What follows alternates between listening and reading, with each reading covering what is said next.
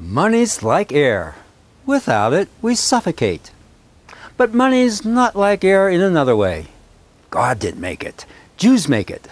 Nobody tells you this. So when they want to create a world catastrophe, like a housing bubble or bailouts and bail-ins to confiscate your wealth, they pull some levers and suddenly you're shocked. You never saw it coming.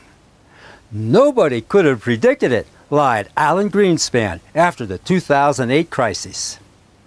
Stanley Fischer, the current real head of the Fed, is a dual citizen of Israel and America, just like Chertoff, the real head of the Homeland Police state. On August 12th, Fischer gave a speech in Sweden, hinting that bail-ins are coming to America.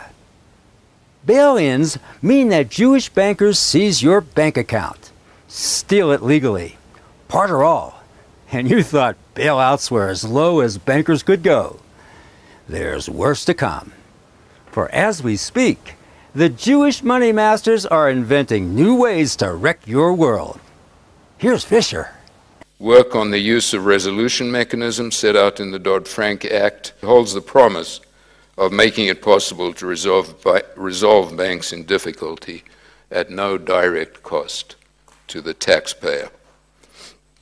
As part of this approach, the United States is preparing a proposal to require systemically important banks to issue bail-inable long-term debt that will enable insolvent banks to recapitalize themselves. No cost to taxpayers?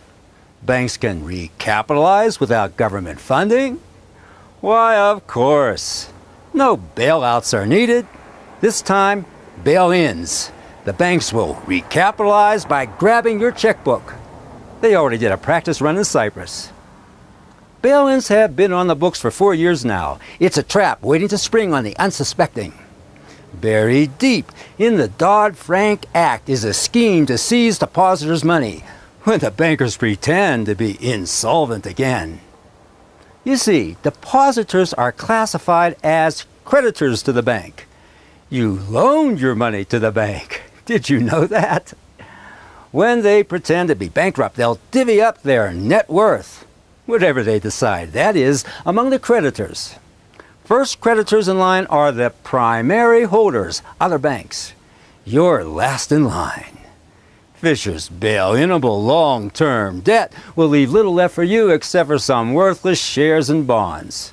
You'll be lucky to get pennies on the dollar. Or they'll give you a haircut.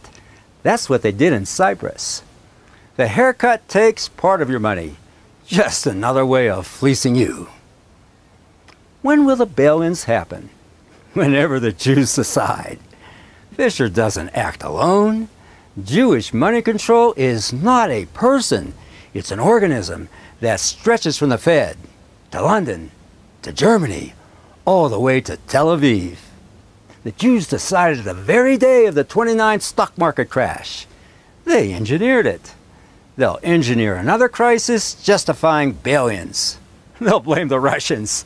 Putin will get the rap. Whoever they blame, your checking account will be gone, and the banks will take a holiday. Better get your money out now. Panic will be everywhere.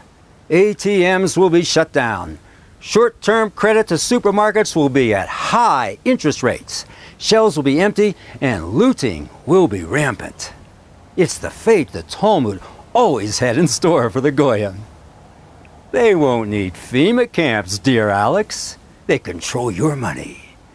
They don't need guns to seize your cash.